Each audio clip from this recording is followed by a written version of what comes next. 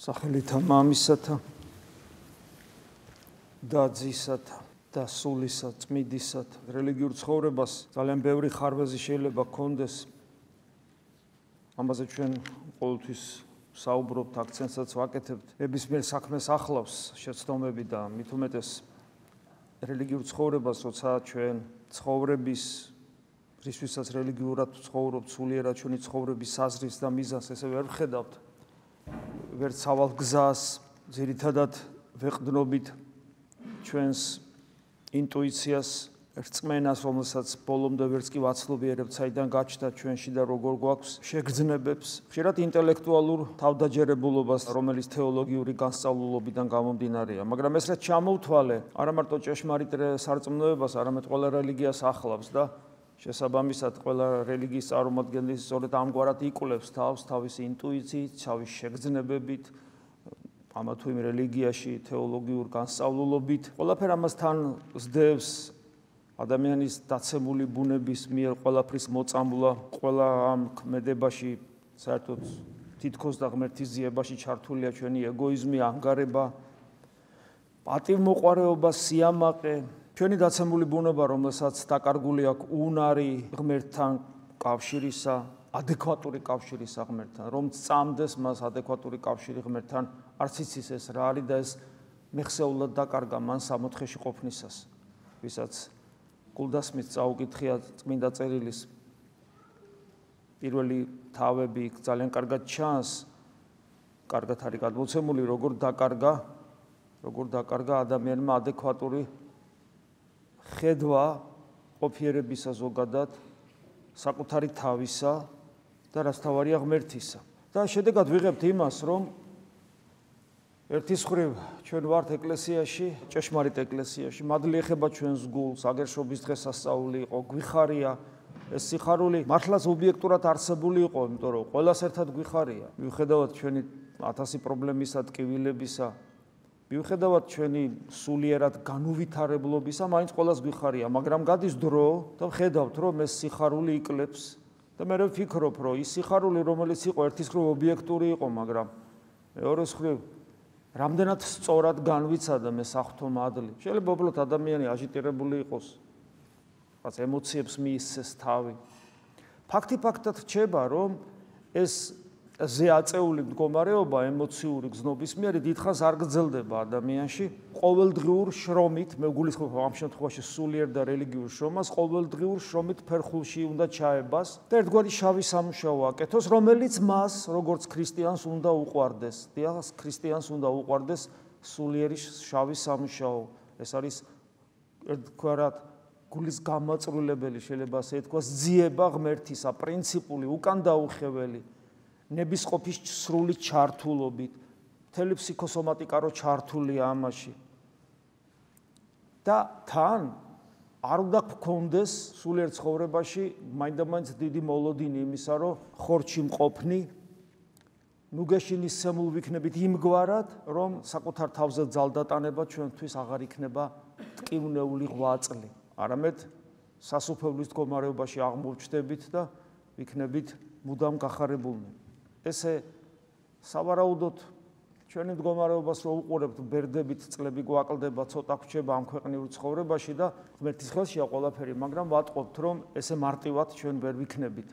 იმიტომ რომ ჩვენ რომ მოვიდეთ იმ მდგომარეობაში, რასაც განღრთობილობა ქვია, ჩვენში ეს დაწყებული უნდა იყოს, მაგრამ იმ მდგომარეობაში, როცა განღრთობილობა ხდება ჩვენი ბუნების ნაწილი მართლაც და გრიგოლ ხანძთელივით ყოველ ლოცვის დროს შინაგანად ვანათებთ ამ მდგომარეობაში, რომ მოვიდეთ, ერთი აუცილებელი პირობაა შესასრულებელი. ჩვენ უნდა მართლა გვიყვარდეს უფალი ჩვენი იესო ქრისტე. მაგრამ იგი რომ ჩვენ მართლა გვიყვარდეს, ჩვენ მას უნდა ვცნობდეთ ყოველთვის, ყოველ წამს ჩვენს ცხოვრებაში. აღარ ვლაპარაკობ, რომ ჩვენ უნდა მას ვცნობდეთ ევქარისტიაში, ევქარისტიულ პურში და ღვინოში, ანუ ხორცსა და სისხლში უნდა ვცნობდეთ ჩვენ მას, როგორი კრძალვით უნდა მივიდეთ მასთან და როგორი კრძალვით უნდა ვატარებდეთ მერე მას ჩვენ, მაგრამ ჩვენ ხვასი არ ვართ. ჩვენ ვერც კრძალვით ვერ, განა არ გვინდა, შეიძლება გვინდა, არ გამოგდეს, ვერც კრძალვით ვერ მომდივართ ბარძიმთან და როგორც კი გავდივართ, მთლიანად მანერები, ჟესტიკულაცია, სამეთყველო სიტყვები, რასაც ჩვენ ვიყენებთ, იმ წამსვე ამჟღავნებს თავს, რომ საერთოდ აზრი არ ვარ რა მოხდა. ასევე სხვა ლოცვის დროს უგრძალველად წამოთქმული ღვთის სიტყვა, უფლის სახელი, წმინდა წერილის კითხვის დროს და საერთოდ ჩვენ ცხოვრებას რამდენად ვხედავთ როგორც საღვთო ისტორიას. თითოეული ადამიანის ცხოვრება საღვთო ისტორიაა და თითოეული ადამიანის ცხოვრება საღვთო ისტორიაა, რომელიც ეხლა იწერება ერთის მხრივ თუ დროსა და სივრცეში ავიღებთ. მაგრამ მარადისობის კონტექსტში თუ განვიხილავთ, ის დაწერილია უკვე უცნაურად, ისე რომ ჩემი თავისუფლება შელახული არ არის. ამაზე უფრო სიღრმისეულად, ლოგიკურად ვერაფერს ვერ ვიტყვით, იმიტომ რომ როცა ჩემი თავისუფლება და ღმერთის უჟამო ყოფიერება ერთმანეთს ეჯახება, იმიტომ რომ ღმერთთან არ არის წარსული, არ არის აწყვ, არ არის მომავალი, ამიტომ ჩვენთვის არის ეს გაწელილი და ღმერთი მთლიანობაში აღიქვავს ამას. ხო და აი ეს ლოგიკური შეუთავსებლობა, რომ ღმერთმა ყოველივე უწყის, მაგრამ მე თან თავისუფალი ვრჩები, ეს ლოგიკურად ერთმანეთთან თანხმობაში არ მოდის. ალბათ კი არა, რომ გარდავიცვლებით და უფლის წინაშე წარვსგებით, მე მივხვდებით ეს მექანიზმი როგორ მუშაობდა, ეს ანტინომია როგორ არსებობს ერთდროულად. ჩვენი ცხოვრება საღვთო ისტორიაა. ჩვენ ხო ცხოველები არა ვართ.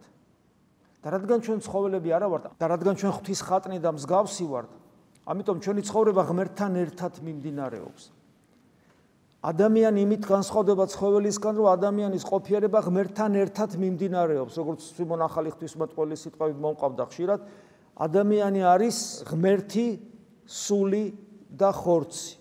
მარტო სული და ხორცი არა, ღმერთი, სული და ხორცი, ეს არის ადამიანი. მას საღვთო სუნთქვა აქვს შთაბერილი. შესაბამისად, ადამიანის ცხოვრება უბრალოდ ბიოლოგიური არსების ცხოვრება არ არის. ადამიანის ცხოვრება ეს არის საღვთო ისტორია. ანუ ღმერთთან ერთად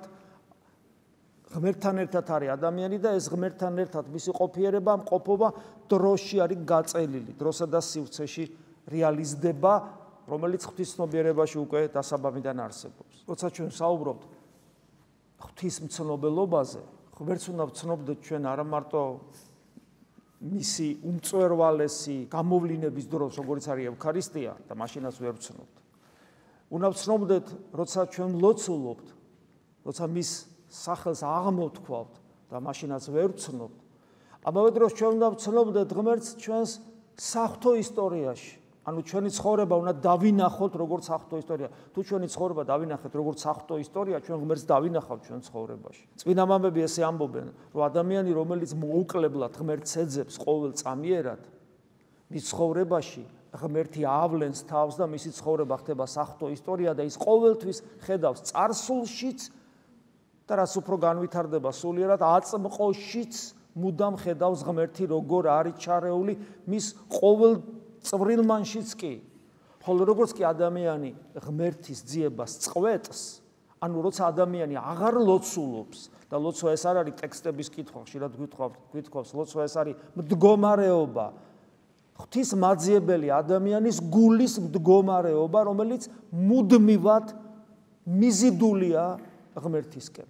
როცა ადამიანი ამგვარად ცხოვრობს, იგი მუდამ ხედავს თავის ცხოვრებაში ღმერთს, წარსულში ხო თავისთავად და აწყვოშიც და როგორც კი ადამიანი ამგვარ მდგომარეობას წყვეტს, ანუ ლოცვას წყვეტს, ადამიანს ეკარგება თვალსაწიერიდან ღმერთი, არა მარტო აწყვოში თავისთავად ცხადია ეკარგება და დამფრთხალი საცოდავი არსებასავით არის, რომელსაც ყველაფრის ეშინია, ვაი ხვალ რა იქნება, არამედ წარსულშიც ეკარგება საღვთო ღმერთის ხედვაც მის წარსულ ცხოვრებაში. ხოლო თუ ადამიანი ლოცვით ცხოვრობს, ანუ ღვთისმაძიებელია, მუდამ, მაშინ როგორც გითხარით, იგი მისი ცხოვრება არის საღვთო ისტორია და მან ინტუიციურად იცის, რომელსაც შეიძლება ვერ გამოთქვავს, მაგრამ როგორც კი გამოცხადებით, წმინდა წერილით ეს ცოდნა ეძლევა, იმ წამსვე მისი გული უდასტურებს და რა, რომ ჩვენ სამყაროს შექმნამდე. აი პავლე მოციქულმა დღეს გითხრა დედის მუცლიდან და ამავე დროს იგივე პავლე ამბობს, რომ სამყაროს შექმნამდე, სხვადასხვა დროს სხვადასხვანაირად ამბობს, ანუ ჩვენ სამყაროს შექმნამდე ღვთისმცნობიერებაში ვიყავით. არ ვარსებობდით ფიზიკური გაგებით, ყოფითი გაგებით, ქმნილი სამყაროს გაგებით არ ვარსებობდით. ჩვენ არსებობა დავიწყეთ რამდენი წლისაც ვართ.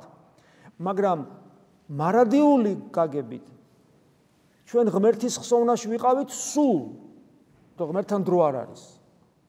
იმიტომ რომ სიტყვები ვერ გამოთქვა, სულ ადამიანს გონია რომ გაწელილად ღმერთს უახსოვდით. ანუ ღმერთთან გაწელილად არაფერი არ ხდება, ის არის მოცემულობა და მორჩა. მარადიული ყოფიერება ღმერთისა გაწელილი დრო არ არის, როგორც ხშირად გვითხოვს. ის სხვა ყოფიერება ჩვენ არ ვიცით ეს რა არის. უბრალოდ დრო არ არის, სხვა რამეა ეს. ამიტომ ჩვენ ამ გაგებით ზოგიერთ ღვთისმეტყველთან თუ არსები მაქსიმე აღსარებელთან მათ შორის ჩვენ შეიძლება ესეთი რამეც ვნახოთ, რომ ადამიანი რა თქმა უნდა შექმნილია დროში და ის როგორც სამყარო და დასაბამი აქვს და მარადიულად იარსებებს ღმერთში, მაგრამ მეორე მხრივ, რადგან ჩვენ ღმერთთან ერთად ვარსებობ და მე მარადიულადაც ღმერთთან ერთად ვიქნები და რადგან ღვთის ხსოვნაში ვიყავით,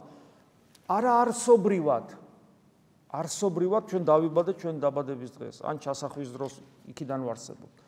არასობრივად, მაგრამ მისტიკურად, საიდუმლოებრივად ღმერთის ხსოვნაში ჩვენ სულ ვართ. აი როგორც კი ადამიანს ეს დასტური, რაც ინტუიციურად უნდა გქონდეს ღვთისმაძიებელს, ეს დასტური გულში ექნება, როცა ის ამ ცოდნას მიიღებს და ჩვენ ეს ცოდნა გვაქვს, იმიტომ რომ ქრისტიანები ვარ და წმინდა წერილს ვკითხულობ. მაშინ ადამიანი საკუთარ თავსაც უკვე სხვანაირად უყურებს. იგი საკუთარ თავს აღიქვავს როგორც ძალიან დიდ ღირებულებას, იმიტომ რომ ღმერთმა დიახაც ჩვენთვის შექმნა მთელი სამყარო.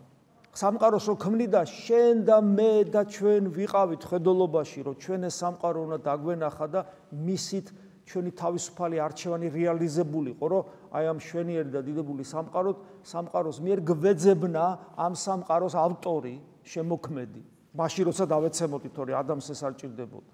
რომ დავეცემოდით, დავკარგავდით, გაუხეშდებოდით, წყავის სამოსელი შეგვეძინებოდა, დავკარგავდით უნარს ღმერთთან პიროვნული ურთიერთობისა, აი ამ დროს შენარჩუნებული გვექნებოდა რა თავისუფლება პოტენციაში და პიროვნული არჩევანის შესაძლებლობა და მოაზროვნეობა და ნებელობა და გრძნობა და ემოციები და მშვენიერების აღქმის უნარი, ეს ყველაფერი შენარჩუნებული გვექნებოდა სინდისი, ეს ყველაფერი შენარჩუნებული გვექნებოდა გონება, პოტენციაში, რომელსაც შეეძლებოდა ტრანსცენდენტული ღმერთის შემეცნება, ეს ყველაფერი შენარჩუნებული გვექნებოდა, მაგრამ მინავლებული, რომ დავინახავდით ამ სამყაროს შვენიერებას, აღფრთოვანებულიყავით, ეს რა დიდებული რამე, ამას თავის შემოქმედი ნამდვილად ყავს. ამას ემატება წინასწარმეტყველნი, რომელიც მოდიოდნენ პერიოდულად, მოდიოდნენ და ადამიანებს ახსენებდნენ, რომ ცოცხალი ღმერთი არის, არსებობს და ბოლოს თავად მოვიდა ღმერთი. არა წინასწარმეტყველი, არამედ თავად მოვიდა ღმერთი, იმიტომ რომ მოვიდა ის, ვინც სამყაროს შექმნა და იესო ქრისტე არის სწორედ ის, ვინც გალაქტიკების შექმნა და მოვიდა და თვალებში ჩაგვხედა და თავისი ბაგეებით გვითხრა. მაგრამ ეს მოსვლა ისეთი იყო, რომ სუფთა აი პრაგმატულად რო შეხედო, დიდი შეღავათი არ მოგცემია. როგორი საცნობია პატარა ბავშვი გალაქტიკების შემოქმედი, პატარა ბავშვი რო გალაქტიკების შემოქმედია. როგორი საცნობია ეს. და აი ნახეთ დღევანდელ სახარებაში როგორ ნაცვალ სახელებით, აი როგორ ნახეთ შეხედეთ. აჰანგელოზი უფლისა გამოუშთა ჩვენებით იოსებს და რქვა, აღდგა წაიყვანე ყრმაი ეგე და დედაი მაგისი და ილტოდე ეგვიპტე და ბევრჯერ აი თითქოს შეგნებულად იმეორებს მათემოციკული, არამობს იესო, არამობს მარიამი. ესე იგი ყურს ჭრის პირდაპირ. დღეს რო სახარებას ავიკითხე, მე ყურს მჭრიდა პირდაპირ, რომ ყრმაი ეგე და დედაი მაგისი, ყრმაი ეგე და დედა. არ შეიძლებოდა მათეა კაცო. ის ხო არ არის ვიღაცა, რომელსაც სულ ერთია. დაწერდა იესო, მარიამი, იესო, ყრმაი ეგე და დედაი მაგისი, ყრმაი ეგე და დედაი მაგისი. რა არის ეს? იროდი მეფე მოგვებს რო ელაპარაკება, მოგვებს ეუბნება, რომ ეხლა თქვენო ხო ატყილებს, რომ მოკლა უნდა წადითო, ნახეთო და რო ნახავთო, მინდაო მაგრყრმასო მეცო თაყვანებს ცეო და თეოფილაქტე ბულგარელი ნეტარი განმარტავს ესე, რომ ისეთი ქვეცნობიერი სიძულვილი ქონდა მისიო, რომ სახელსაც კი არ ახსენებსო და ხო თქვა რაღაცა სხვა აი უხეშად აი მაგ ყრმას მეც თაყვანი უნდა ვცე და ესე იხსენებს. იქ ლაპარაკობს განმარტებელი. სხვათა შორის ფიქრობდი რომ უნდა მენახა არ მახსოვს დეტარე თეოფილაქტე ბულგარელი ფაქტურად კონსპექტია იონე ოქროპირისა. ვინც ის იონე ოქროპირის ესე ამბობს. სანახავია ეგ ადგილი. ამ დროს ვკითხულობ, მე ვაგრძელებ, ვკითხულობ აგე რა, რომ ანგელოზი იგივეს ეუნება იოსებს. და თან ესე ერთხელ არა, ბევრჯერ. თითქოს ამით ანგელოზი მე მაჩვენებს, იროდი გასაგებია, იროდი არის ამასოფლის სულის სიმბოლო. ამასოფლის სულის სიმბოლოა რა. ამასოფლის სულს დღემდე ატანა რა ქრისტესი. ხედავთ, სოფლიოში რა ხდება, ჩვენს თვალწინ ხდება ლუსტრირება თანამედროვე ცივილური სამყაროსი. ატანა რა ქრისტეს თანამედროვე ცივილურ სამყაროს, რომელიც ოდესღაც ქრისტიანული იყო. ანუ ეს ის არ არის, რომ წარმართმა დაინახა ღმერთი და ქრისტე შეიცნო. დინამიკა პლუსისკენ. ეს არის დინამიკა მინუსისკენ. დაინახა კიდევაც თაყვანისა კიდევაც უზარმაზარი კულტურა შეიქმნა კიდევაც ამის გამო და თანამედროვე ცივილიზაცია და მე პრინციპულად ზურგი შეაქცია დასცინა, შეურაცხყო, შეანერწყვა და მიდის ახლა იქითკენ სადაც დასასრული, სადაც შეუქცევადი პროცესი მიდის და სადაც ამოსვლის შესაძლებლობა სამყაროს აღარ ექნება. მაგრამ ჩვენ ამის არ გვეშინია, ჩვენ ჯერეთ ეს გვიწერია წმინდა წერილში, რომ ასე მოხდება და ჩვენ ვიცით რომ ეს მოხდება არა იმიტომ რომ განადგურდეს ღვთისქმნილება, არამედ გარდაიცვალოს ღვთისქმნილება სიკვდილისაგან სიცოცხლეში, რასაც ჩვენ ასე მოველით და ასე გვინდა ყველა ქრისტიანს. ამასოფლის სულის ერთგვარი სიმბოლოა იროდი. მაგრამ ანგელოზი ხაზგასმით დაჟინებით რომ ესე ამბობს, ამით ჩვენ გვახსენებს რომ აი თქვენ ადამიანები იმას ვინც მოვიდა და სიყვარულით შეგიქმნა სამყარო, შენ ზურგის შეაქციე და მაინც შენთან სიყვარულით მოვიდა და შენთვის სიყვარულით მოკვდა და ამ შენ ღმერთის შენდამის სიყვარულის სიმბოლოდ ჯვარი დაგისახა, რომ აი ღმერთი მოკვდა, ჯვარი რა არის? ღმერთი მოკვდა შენთვის. ღმერთი მოკვდა შენთვის. ეს არის ხო სიყვარულის სიმბოლოა მართლაც, ასე დიდი სიმბოლო სიყვარულის არ არსებობს. აი ესეთი რამ ხდება და სამყაროსათვის, ამასოფლის სულისათვის არის ყრმა ეგე და დედა მაგისი. აი დღემდე ესეა, ყრმა ეგე და დედა მაგისი, ამასოფლის სულის პორტრეტია დახატული ანგელოზის აი ამ დაჟინებით ერთ და იგივეს რომ იმეორებს ყრმა ეგე დედა მაგისი, ყრმა ეგე და მათემახარებელი მათე გადმოგცემს საღვთო სულით წერს, ხო? სხვანაირად მათე ძალიან ჭკვიანია. მათეს სახარება არის ერთ-ერთი ყველაზე, როგორ გითხრათ, აი კლასიფიკაცია მოახდინა უფლის სწავლებისა. ჯერ მარტო 9 ნეტა გადაგება მთაზე, რადგანაც ეს მე-5, მე-6, მე-7 თავი საოცრება, იქ 9 ნეტარება, გესმით, სხვა מחარებლებს ესე კარგად არ აქვთ ეს. აი რაღაც საოცრად გააკეთა ეს და კლასიფიკაცია მოახდინა უფლის სწავლების. ანუ ის ჭკვიანია, განათლებულია, მას არ წერა ეშლება, არ სიტყვა ეშლება, ყველაფრით ის არის შემკულია და მართლაც ღირსია מחარებლისა და აკეთებს თავის საქმეს. აი აქ პრინციპულად ესე აკეთებს. იმიტომ რომ კიდევ ვიმეორებ, მან დაგვანახა ჩვენი სახე, ჩვენი პორტრეტი, შენთვის ადამიანო, სამყაროს შემოქმედი, შენი სიყვარულისათვის განკაცებული და მომკვდარი და მარიამი ყოვლადწმინდა არსება სერაფიმებზე და ქერუბიმებზე ამაღლებული და შენი პოტენციური დედა კი არ არის. ყრმა ეგე და დედა მაგისი. აი ეგ არის შენთვის და ჩემთვისაც, როდესაც გულქვაობით მივიახლები წმინდა ბარძიმს, ულოცველი გულით, არახთისმაძიებელი გულით. მე არ ვლაპარაკობ, საშნელი ცოდვილი ვარ, კაცისყელი ვარ, მრუში ვარ, ყაჩაღი ვარ, ეხლა მოვედი აქ და მოუნანიებლად მოვდივარ და ვეზიარ. ამას ხო არ ვამბობ. ან საერთოდ არ ამწამს. ამასაც ხო არ ვამბობ. აბა რას ვამბობ? ვამბობ იმას, რომ ულოცველი, ანუ ღვთის არამაძიებელი გულით მოვდივარ წმინდა ბარძიმს. ყოველთვის საუბრობთ შინაგან თავისუფლებაზე. რომ თავისუფლებაში იშვება ქრისტიანი. როგორც გრიგოლ ხანძთელი თავისუფლებაში აღზდიდა თავის მოწაფეებს. მაგრამ სამწუხაროდ ხშირად ჩვენ ეს თავისუფლება გვესმის აბსოლუტურ მოშვებულობად, ადამიანი აღარ არის მოჭიმული სიმივით, თავისუფლება ესმის იმას, რომ მოეშვას, აღარ ეძებოს ინტენსიურად, ექსპრესიულად, გულმხურვალედ, ღმერთი არ ეძებოს. აი ესე ლაითად გაიაროს ცხოვრება. გესმით? და აი ასე მოდის ბარძიმთან. ფორმალურად თუ რამე არ დაგიშევებია სასიკვდილო, თქვენ ყველანი უნდა ეზიარებოდეთ ფორმალურად. პირიქით, უარ ეზიარება ადამიანი უარესია. საღვთო კანონს არღვევს, მაგრამ შინაგანის რაც შეეხება, ამის მაკონტროლებელი მხოლოდ ღმერთია. და ღმერთის წინაშე ჩვენ ხო ვერ დავიმალებით. ღმერთმა ხო იცის რომ და მეც ხო ვიცი რომ არა ვარ რა ეხლა რა, არა ღირსი ამ ყველაფრის რა. თუ არ ვეძებ ღმერთს, მოშვებული ადამიანი ვარ.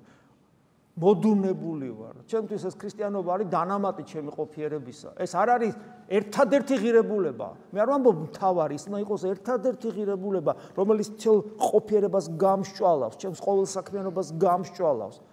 ქრისტეს დარ აზროვნებას და ხედვას მაძლევს სამყაროსი.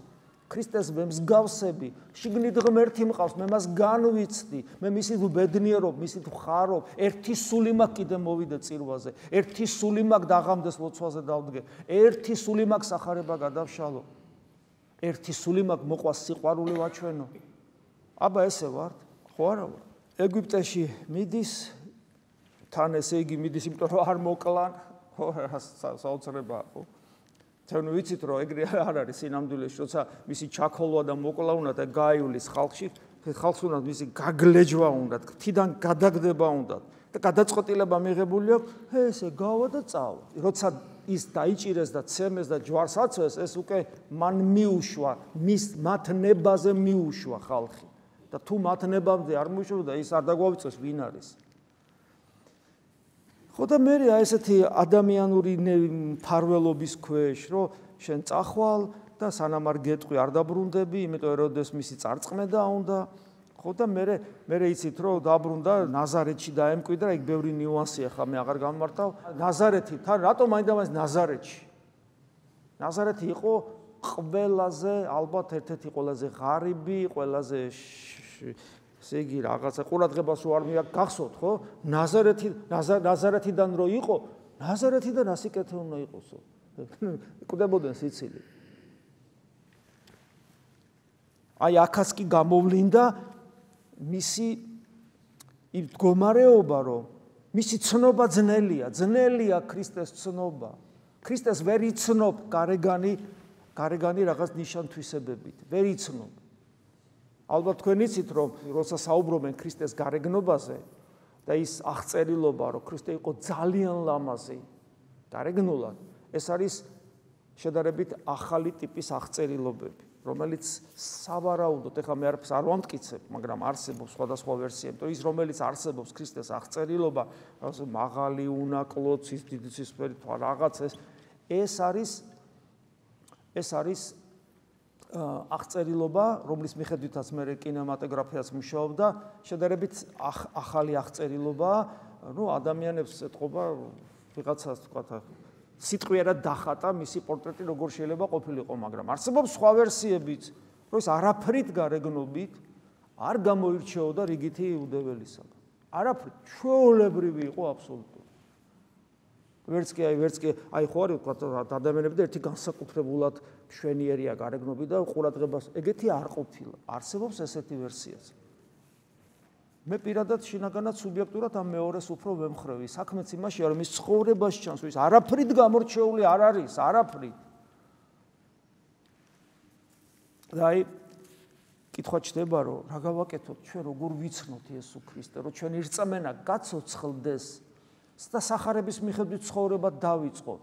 ჩვენ ხო ერთ-ერთი მთავარი პრობლემა რა არის, ჩვენ სახარების მიხედვით არ ვცხოვრობ. ჩვენთვის აუტანელია ის მთავარი თვისება, რომელზეც სახარება მომიწოდებს, სიმდაბლე გამოვლენილი ღვთის განგებულებისადმი მორჩილებაში. აი ამის ატანა არა გვაქვს ჩვენ. ეს არის პრობლემა ჩვენი უმთავრესი. ყველაში ურწმუნოში ხო თავისთავად და მორწმუნეშიც და ეკლესიურშიც და აღსარებელშიც და მაზიარებელშიც და მლოცველში. თავარი პრობლემა, ჩვენი სარწმუნოება არ რეალიზდება, არ კონცენტრირდება აი ამ საღვთო თვისებაში, რომელსაც ქვია სიმდაბლე გამოვლენილი ღვთის განგებულებისადმი მორჩილებაში. და აი პავლე მოციქულის სიტყვები წავიკითხეთ დღეს გალატელთა მიმართ. როგორ გვეუბნება ძმანო, სახარება, რომელიც შემგან გეხარათ, არ არის კაცის მიერი. ამით კიდევ ერთხელ მახსენდება, რომ იმიტომ ვერ ვიგებ სახარებას და ვერ ვიგებში ვგულისხმობ, რომ ვერ ვცხოვრობ მის მიერ. არ შემილია სახარების მიხედვით ცხოვრ, ვერ ვიგებ. იმიტომ რომ მე ხო უამრავ ადამიანთან მიწევს ურთიერთობა და ადამიანი მელაპარაკება, ეუბნები, ესე კი არა, ასე არ შეუულია, ასე არ უნდა, იქ რაღაცას თავის რაღაცას გამოთქვავს. ეუბნები, შენ სახარების მიხედვით არ ცხოვრობ. ეს არ არის სახარების მიხედვით ცხოვრება და რანაირი ქრისტიანი ხარ. მაგრამ მარტო ის კი არ არის ასეთი, ყველა ესეთები ვარ, ჩემი თავი არ ვიცი. იმიტომ რომ სახარება მართლა არ არის ადამიანური სიტყვა, რომელიც ადამიანმა ესე იგი თავის სიბრძნით მიხვდა და თუნდაც ღვთაებრივი, მაგრამ მიხვდა, ღვთაებრივ სიბრძნებს მივხვდი და გადმოვეცი. ეგ არ არის სახარება. სახარება, რომელიც შემგან გეხარათ, არ არის კაცისმიერი. ანუ ის პირდაპირ ღვთის სიტყვა შეიძლება ასე ითქვას. კი გამოყენებულია ადამიანის ფსიქოსომატიკა, ლექსიკა, თქვათ ნიჭიერება შეიძლება, მაგრამ არსობრივად ის თავის შინა არსით ის არ არის ადამიანური. ვინაიდან მე კაცისგან როდი მიმიღია ან მისწავლია, არამედ იესო ქრისტეს გამოცხადებით, ჩვენც რა დოზით ვიღებთ იცით სახარებას, რომელიც გამოცხადებით არის. იმ დოზით, რა დოზითაც ჩვენ გულს შეუძლია ღმერთი იგრძნოს და ეს თანხვედრაში მოდის, ღმერთს ვიგრძნობ ინტუიციურად და რა დოზითაც მე ღმერთს ვგრძნობ, იმ დოზით ვცნობ სახარებაში არსებულ ჭეშმარიტებას და ვითავისებ მას. ამიტომ თუ გული ჩემი დახურულია ღმერთისათვის, სახარებას ვერ ვიგებ და არც მაინტერესებს. არ მიზიდავს. ის არ არის ჩემი გულის წიგნი, ის არ არის ჩემი სუნთქვა, ის არ არის ჩემი ცნობიერების ჩამომაყალებელი და ჩამომქნელი. არ მიყვარს მე სახარება. არ მიყვარს წმინდა მამების კითხვა, არ მიყვარს, იმიტომ რომ ჩემ გულში სხვა ინტერესებია და თანხვედრაში არ მოდის. არა ვარ შეყვარებული ღმერთზე. არა ვარ შეყვარებული. იმიტომ რომ წმინდა წერილი სახარება და წმინდა მამები მხოლოდ ღმერთზე წერენ, ქრისტეს შესახებ საუბრობენ და თუ ქრისტემ მიყვარს, როგორ შეიძლება რომ მე არ მიყვარდეს იმათი კითხვა, ვინც ჩემზე უფრო გაცილებით ძლიერად იცნობენ მას და მის შესახებ ისეთ რაღაცებს მესაუბრებიან, რაც მე ჯერ არ ვიცი. და მე როგორ შეიძლება რომ ეს არ მაინტერესებდეს? ამიტომ ეს ლუსტრაციაა თქვენი, ვისაც არ გიყვართ კითხვა, თქვენი გულის მდგომარეობის ლუსტრაციაა ეს. თქვენ ქრისტე არ გიყვართ სინამდვილეში, თქვენ უბრალოდ რელიგიური ადამიანები ხართ. რა გავაკეთოთ ადამიანის წყვილს, აიძულეს საკუთარი თავი. ესეც ღვთისწავლებაა. სასუფეველიც ის აიძულების. და ვინც არ აიძულებს, ვინც აიძულებს, იგი მიიტაცებს მას. თორე დღეს ხვალ ზეგდა უნდა გარდავიცვალო და დრო ბევრი არა გვაქვს. და სანამ ხორცში ვართ, მანამდე უნდა მოხდეს ეს. რომ გარდავიცვლებით, მე ვერაფერს ვეღარ გავაკეთებთ. მე დარჩება მოლოდინის მდგომარეობა, რომ ჩვენი ცხოვრების ნაყოფი წარმოჩინდება ჩვენ თვალწინ. ხოლო როდესაც ღმერთმა დედის საშოდანვე რომ ამირჩია და სხვა ადგილას კიდე ამბობს, როგორ საერთოდ ღმერთის ცნობიერებაში ვიყავით სანამ სამყარო შექმნი და თავისი მადლით მიხმო. აი ამას აცნობიერებს ადამიანი. შენ თუ აცნობიერებ, რომ ღვთის ხსოვნაში იყავი სულ და სამყარო შენთვის შეიქმნა, მარტო ეს აღგზრავს მადლიერებიდან გამომდინარე, რომ გაიცნო ის ღმერთი და შეიყვარო ის ღმერთი, რომელმაც ესეთი საოცრება გაგიკეთა შენ და ხო გესმით რა გველოდება ჩვენ რო გარდავიცვლებით, თუ ცხონდით. ის ყველაფერზე ჩვენ საუბრობთ, ეს იქნება რეალიზებული, ჩვენ იქ აღმოვჩნდებით ღვთისშვილის სტატუსით, წარმოუდგენელი ბედნიერება გველოდება. და თავისი მადლით მე მიხმო წერს. და კეთილინება თავისი ძე გამოეცხადებინა ჩემში. ანუ შეეხო ჩვენს გულს და მივხვდით, რომ იესო ქრისტე ღმერთია. აი ეს მდგომარეობა აქვს ადამიანს და მე უკვე, როცა ეს მდგომარეობა აქვს, მე პავლე ამბობს, რომ რათა წარმართათვის, ანუ ხალხისთვის მეხარებინა, მე ჩვენში უკვე შემოდის ეს ვალდებულება, რომ ჩვენ რაც ვიცით, მე ეს სხვას დავანახოთ. სხვას დავანახოთ ჩვენ პირველ რიგში ჩვენი ცხოვრების წესით, რომ ვიყოთ ნათელი ამას სოფლის. ასე რომ ჩვენ შეგვიძლია, რადგან აქ მოვედით, ჩვენ შეგვიძლია, რომ ეს ყველაფერი ჩვენად ვაქციოთ. და ვალდებულებაც გვაქვს ამისი. და დამერწმუნეთ, რომ რაც მეტად უღრმავდები ამ ყოველივეს, მეტი სიხარული გეძლევა, რაც მეტად იღლები, რაც მეტად შრომობ, რაც მეტად თავს გადადებ, რაც მეტად იღვაწებ, რაც მეტად იფიქრებ, რაც მეტად ჩაუღმავდები საკუთარ თავს, ხო, რაც მეტად კრიტიკულად შეხედავ საკუთარ თავს, რაც მეტად მადლიერებას გამოხატავ ღვთის მიმართ, მეტი და მეტი სიხარული მოგეცემა. ესეთი არის საღვთო კანონი, ღმერთთან ურთიერთობის. იმიტომ რომ მას ჩვენი არაფერი ჭირდება, მას უნდა რომ შენ და მე ვიყოთ ბედნიერი, მეტი არაფერი არ უნდა. შეგვეწიოს სუფალი, ამინ. მადლი უფლისა ჩვენისა იესო ქრისტეს და სიყვარული ღვთისა და მამის და ზიარება სული საწმინდის იყოს თქვენ ყოველთა თანა. ამინ.